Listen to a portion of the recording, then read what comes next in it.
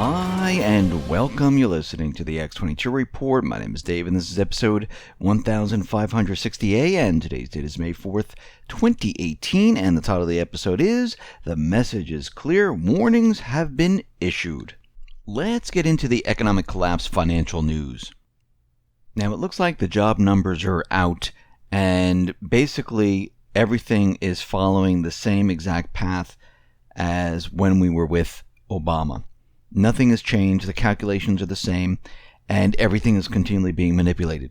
More people are falling off the job market because they can't find jobs, and what they do is they continually lower the unemployment rate. It has been lowered to 3.9%, and we can see right now the U.S. generated only 164,000 jobs. Of course, that is manipulated. It missed the expectations of 190,000. And we can see right now that numbers have been revised, things have been pushed around, and they made everything look fantastic. They lowered the unemployment rate to make it seem like we're at full employment. And basically, right now, from all the different indicators, from everything that we've been looking at, nothing has changed.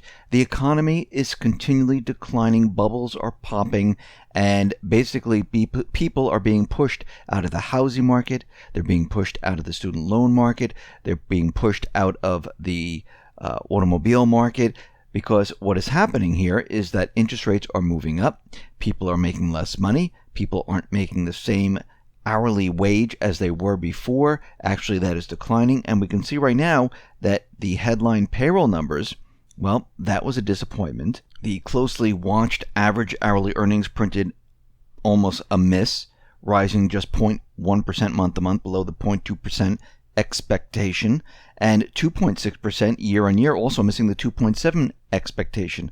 So when we start to look at this, we can see that it's not exactly what everyone thinks it is. Now, of course, what is happening is the government, the Fed, they're both out there saying that the economy is doing well, and basically both of them are trying to gain the narrative to blame the other for the economy coming down. And when we look at the labor participation rate, when we look at everything else, we're exactly where we were in 2008. Actually, it's much worse because more and more people are out of the workforce. The unemployment rate is at its lowest point since the 70s. And if we look right now, and then we go back in time, and we look at every time we had a recession, guess what? The U3 unemployment rate, which they've been quoting, has been at the lowest point. If we go back to 2008, here we are. We're at a very low point. Actually, we're lower than that right now, but we went into a recession. If we look at 2001, same exact thing. And you can see this is a cycle that goes back in time, all the way back into the 70s, where they have this low unemployment, and all of a sudden, boom, we're in a recession. Low unemployment, boom, we're in a recession. And this continues over time. And it's a cycle that has never ended. And here we are. They're trying to keep everything together. And basically the Fed and Trump and the Patriots, they are now pushing to gain the narrative of when this economy comes down. Because whoever gains the narrative, they will be the winner. If they can make, a case of why the Fed brought it down, why the Fed is no good, Trump will win. If the Fed says no, it's because of Trump's policies, then the Fed will win, and we'll have to see how this plays out. But at this point, we can see they're both pushing to reach that point. We see right now that Deutsche Bank, they have shut down the Houston office. We know they're laying off thousands of people. They're going to be cutting many jobs in the bank, and we're going to see this happen in many different banks. Remember, all these banks are insolvent.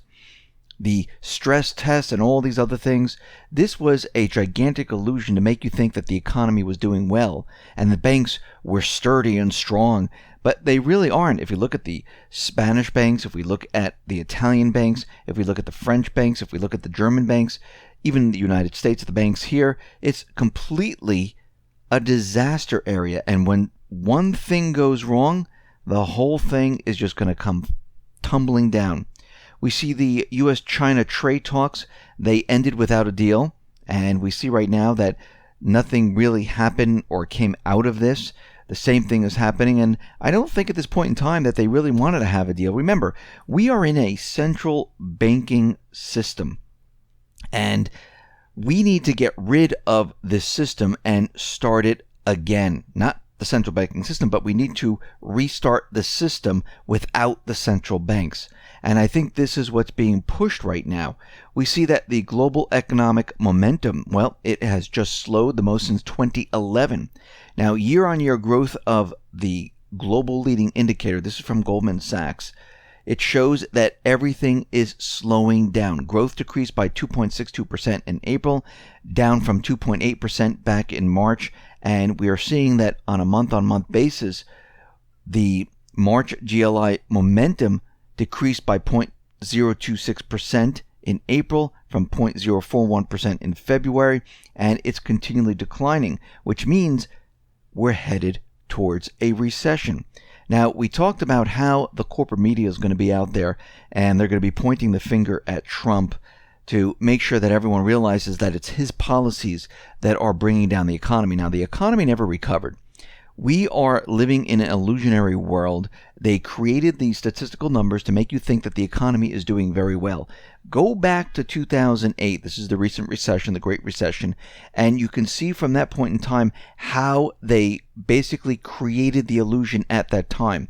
They told you housing was fine. They told you the corporations, they're doing fantastic. Everything has been contained. The subprime securities, they are AAA. And then we come to find out that all of this was a complete lie. The same thing is happening right now. And we know from the corporate media, the article from Bloomberg that we read yesterday about how Trump's policies, that's the biggest threat, not the Federal Reserve policies, but the Trump policies. That's how we know they're starting to shift. They're starting to maneuver to blame this on Trump. Now we can see that there's another message out there just to make everyone understand that this is going to be Trump's fault. More than 1,100 U.S. economists signed a letter to Trump and to Congress on Thursday urging them to avoid repeating the mistakes that worsened the Depression in the 30s. The economic advisors to 2 Republican and 2 Democratic presidents and 15 Nobel Prize winners were among those urging the administration to fend off a host of new protectionist activity, including threats to withdraw from the trade agreements, misguided calls for new tariffs in response to trade imbalances, and the imposition of tariffs. The letter from the National Taxpayer Union, which advocates for tax reform and government spending cuts, was sent on the anniversary of a similar message sent to Congress on May 3, 1930. That letter also featured more than 1,000 economists urging the legislators to reject the Smoot-Hawley Tariff Act, a trade measure widely blamed for deepening the prolonging of the global economic crisis. And this is exactly what Trump wants to do. He wants this system to crash because we are in a central banking system. This is not a people system. And what the corporate media, what the establishment, what the central bankers are starting to do is they're starting to gather the evidence to show why the economy is going to fall apart. And we can see already from the different news stories and from these 1,000 economists, they are ready to point the finger. Now, of course, most likely Trump is going to switch this around, saying that if the economy was so strong, then it should have weathered this storm. There should have been no problem whatsoever. Why did it break down? Let's take a look at the numbers. Let's see what's been happening. All he has to do is go back in time, look at all the calculations, and bring it up to the entire country, the world, saying, listen, these numbers have been manipulated. We've done our research. We went back in time, and yes, they manipulated all these numbers. And basically, he's going to pin this on the previous administrations. He's going to pin this on the Federal Reserve. And he's going to say if these numbers have been manipulated before, then they must have been manipulated going back in time.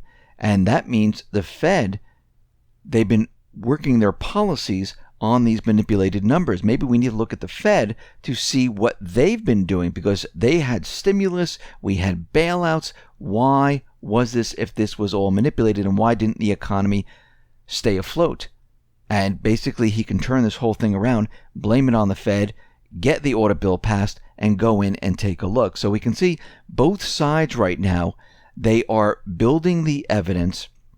They're getting ready to blame because they know they're getting very close into bringing this entire system down. And if you noticed, over time, they've been putting out little fires all over the place. Oh, the Italian banks. Oh, Deutsche Bank. Oh, this bank has a problem. And they've been putting fires out, trying to contain, and that's the word they use, contain everything, which they did prior to 2008, Bear Stearns, AIG, and the rest. They contain them, and this is what they've been doing. They've been putting out these little fires, and before you know it, something much larger comes along, just like it did in 2008, and the whole system starts to fall apart without the Fed, without the Patriots, Trump, and his team bringing it down. It just starts to fall apart on its own. And this is what they're trying to avoid. And this is why we see Trump, we see the Fed trying to maneuver to bring it down in an orderly fashion so they can control the narrative. And it looks like this is what the Fed is doing right now with the corporate media, the establishment. They're putting out these stories so they can go back in time and saying, this is why this has all happened. We're going to control the narrative. Now, Trump, on the other hand, is also going to do the same exact thing. And I think he's building his case without putting it in the corporate media right now, but he's going to present everything when the entire system falls apart. And he's going to have hard facts, hard numbers to back up what he's saying compared to the propaganda that the Fed is going to use in the establishment. So we could see we're heading towards this transition. It's getting closer and closer because we're starting to see all these stories pop up all of a sudden to show that they're getting ready to place the blame. So get prepared. Listen, everyone, thanks a lot for listening. Be well, be safe, and especially be prepared. Thanks a lot.